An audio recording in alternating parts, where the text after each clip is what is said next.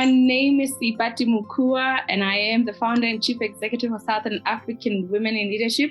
What an honor it is to have you as one of the finalists for the SAWIL inaugural Trailblazers Awards. How do you feel? Humbled. That's the word I have. It's quite an honor to be nominated for this award. I feel so humbled and very excited to be one of the finalists. Well, congratulations. We truly are honored ourselves. This is my co-pilot and colleague, Dr. Andy Brough from the Brough Leadership Institute. He'll be doing the interview. But before I hand over to him, who is the Moloko? What is she about? And what earned her a seat at this table? Moloko is, some call her an iron lady, but is a woman who wears 4 hats and has a full-time job working in corporate South Africa. And she's a property investor, and she mentors young women, which is the reason why I've been nominated for this award, and also a speaker at conferences in the field of data science in a nutshell. Wow, amazing. Dr. Andy, over to you. So one of the things that you are known for, Moloko, is the ability to create high-performance teams. This is something that I'm particularly fascinated by. What advice would you give for people right now looking to create those teams that really achieve excellence and execute strategy well? To build a high-performance team is firstly to know what makes a person to be a high performer. You know, when you are a coach, you want your best team in the field. And those that are not best, you look into how can you make them to be best. Everyone has got their talent. Make sure you've got the right people in the roles. And once you have the right people in the roles, understand what motivates them. People, when they're motivated, they bring their A game. It can't go wrong. So tell us something more about your role as Group Head of Business Advisory. What does that involve? And what does a typical day at the office look like for you? Okay, as the head of business advisory for MultiChoice Africa, I head up a team of about 32 data scientists, data engineers, and analysts. Our responsibility mainly is to provide insights and analytics to 17 African countries. But our main role is to provide insights for the business because MultiChoice is an insights-led organization. So the decisions that are made by the business are always guided by what the insights tell us. And my team is responsible to provide those insights. So where are you gathering the insights from, Moloko, and what would be an example of the kind of data that you're gathering, if you are happy to share with us? Of course, we gather insights from our own systems because it's mostly our internal customer insights. My team works with the internal customer data.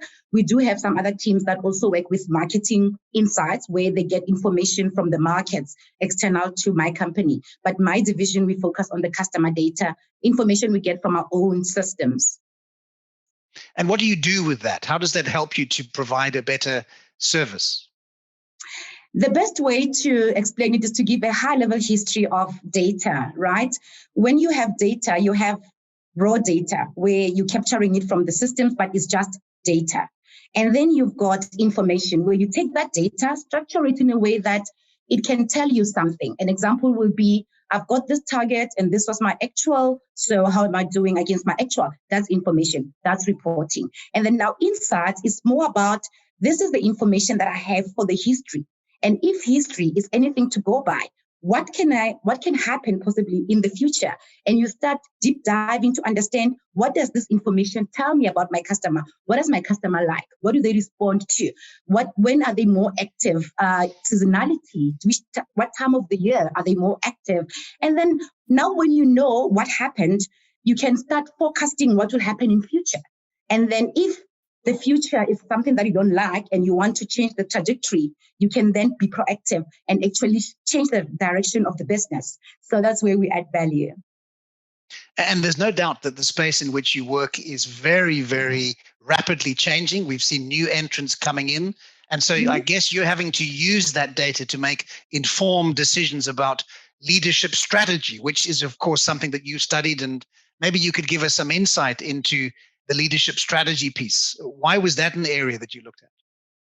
It's because of my passion about women in leadership.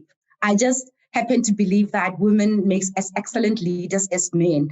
And my entire life, I couldn't understand that Men and women through school, universities, they are equally competitive and they equally do well. But when you get to corporate, men succeed more in leadership roles than women.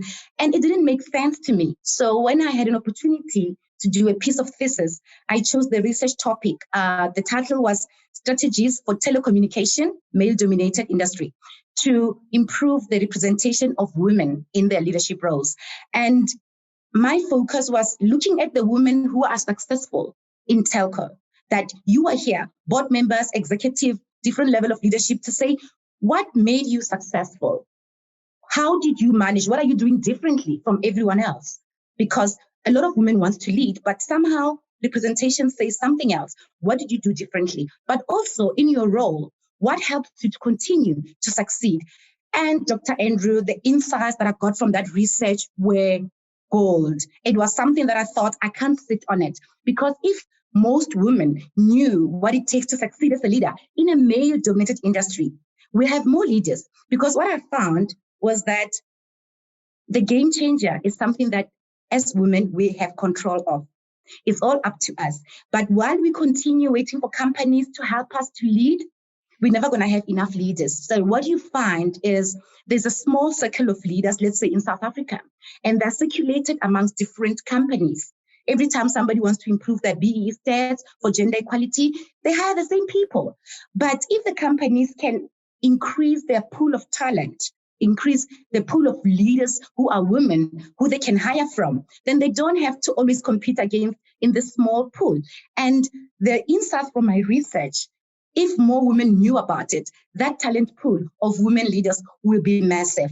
And that's when I started looking for platforms to speak at conferences, at women forums, so that I could reach out to as many women as I can. Even on LinkedIn, I was invited to be one of the mentors. My whole mentorship program with different women that I work with is centered around the findings of that research, because most women that know what needs to be changed, and when they change it, because it's internal, when they change it, they become leaders. So, Seipati, I can see you smiling there, and I know we've had this conversation about what you referred to as the golden skirt. Yeah. Do you want to comment about that, and maybe ask Moloko something with that regard?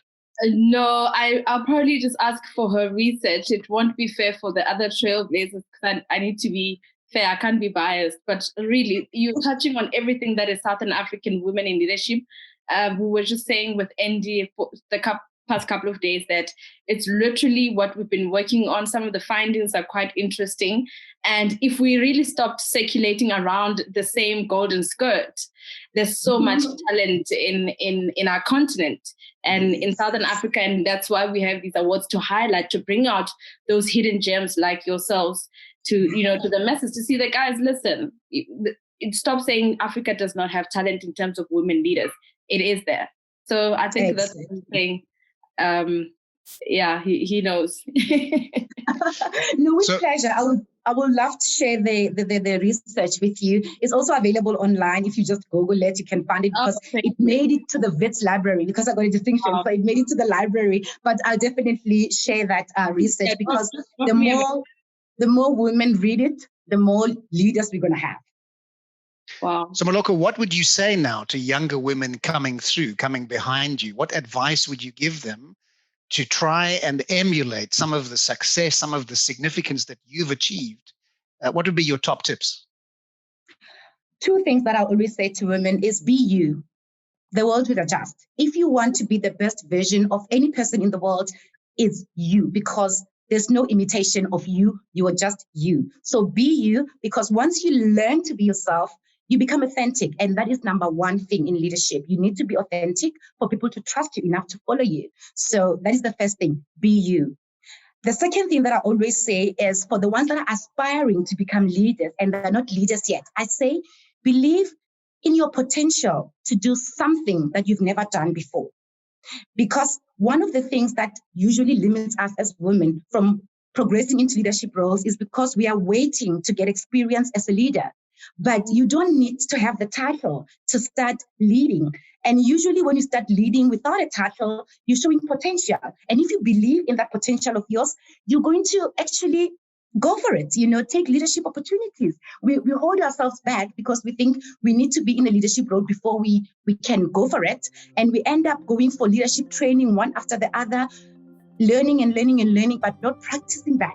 So if we get to that point where we start believing that I've never led before a team, I've never been a manager before, but I've got the qualities that makes a leader successful. And when there's opportunity to lead, step into it and do it. You'll be surprised. You'll amaze yourself how well you do. Step into it and do it. On that note, Moloko, Komane, we want to take this opportunity to wish you every success and thank you for joining us. Thank you for having me.